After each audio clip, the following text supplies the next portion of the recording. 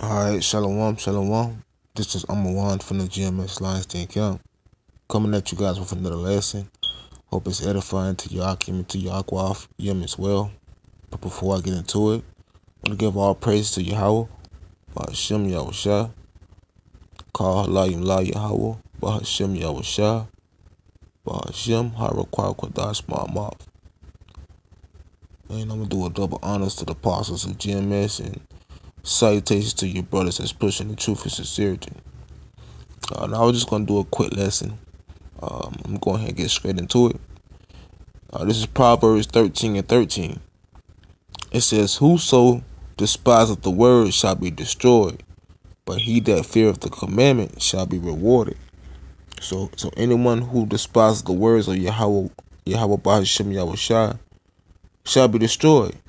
But the ones who fear his word, the one who fear his love, the ones that are diligent, the ones who listen, the ones who hearken, the ones who regard the truth shall be rewarded. All right. It says, "The law of the wise is a fountain of life, to depart from the snares of death." So if you hearken unto the laws of Yahweh Ba'ashim Yahushua, all right, the words of the wise, all right, the words of Yahweh Ba'ashim Yahushua is a fountain of life. It's like a living. It is living water. Right? It says his words are like the wells of water, man. And it says to help depart from the snares of death. So if you take hold unto the words of Yahweh while Yahushua, trust in his words, all right, believe on him, you'll be able to escape from that death, man, by choosing righteousness and not death. All right. Just skip down to verse 18. It says, "Poverty and shame shall be to him that refuseth instruction, but he that regardeth reproof shall be honored." So poverty and shame is going to be to him that refuseth, the one who chooses look at the word as an abomination. The ones who despise this word it's gonna seek shame and poverty. They're gonna be poor in that day when all hell break loose, when shit hits the fan. They're gonna be in shame because they didn't choose the ways of life, which is the living waters, the true words of Yahweh while Yahweh shot. But it says, "But he that regardeth reproof," the ones who hear and hearken to reproof, shall be honored. All right. Verse 19 it says, the desire accomplished is sweet to the soul, but it is an abomination to the fools to depart from evil. So it's a desire to accomplish, to want to accomplish things. All right. It's also a desire to want. It should be a desire to want Yahweh Ba'ashim Yahushua, to be accomplished of knowing who he is. All right. Knowing who wrote these books. All right, it's knowledgeable, man. It's soothing and it's sweet to our lips. It's sweet to our mind. All right. But it says, but it is an abomination to fools to depart from evil. So the evil person, the evil man, the ones that's wicked.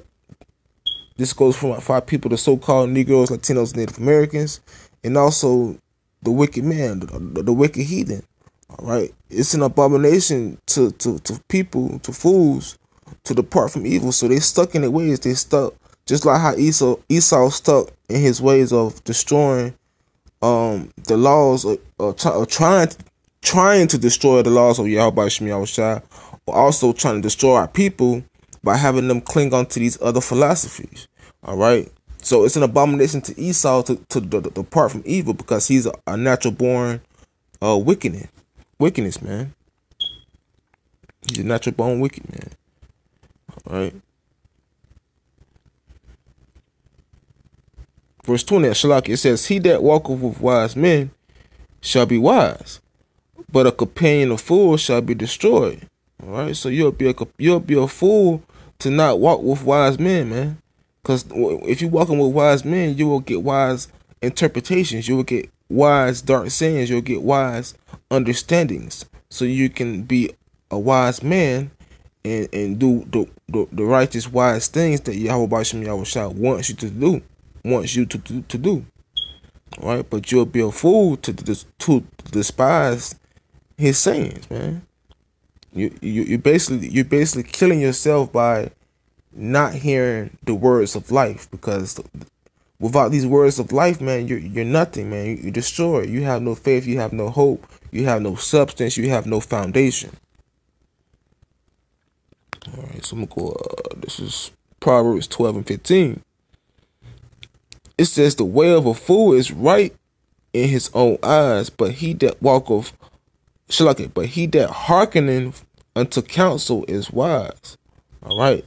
So the ones who thoughts, the ones who say I'm gonna live my best life, the ones who say I do what I want, I live how I want, the ones who say that good is evil and evil is good, right?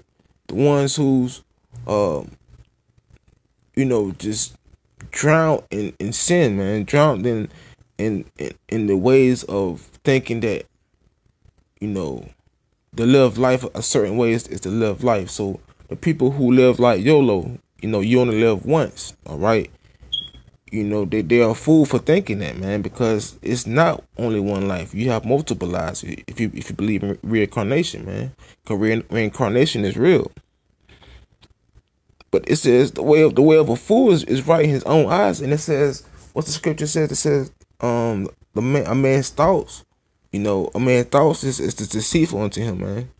So for what you thinking is, is right, is really wrong, and you're supposed to trust in Yahweh Bashim Yahweh mind and his way of works, man. Because Yahweh Bashim Yahweh control our steps. They control our steps. We don't control our steps. All right.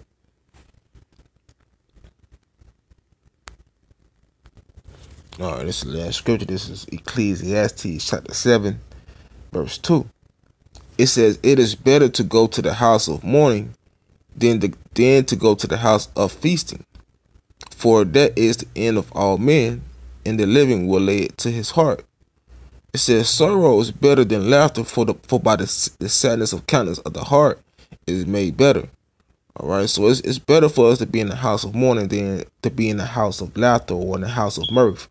All right, because that's not the spirit we're supposed to be in. We're not supposed to be in the spirit of mirth. We're supposed to be in a sorrowful, a sorrowful manner, right? Because we're not living our best life. We live in a calamity. We live in the state of oppression. We are in slavery still, man. So it's no need to be in the spirit of mirth or wanting to be happy, man, because we're not living that life right now.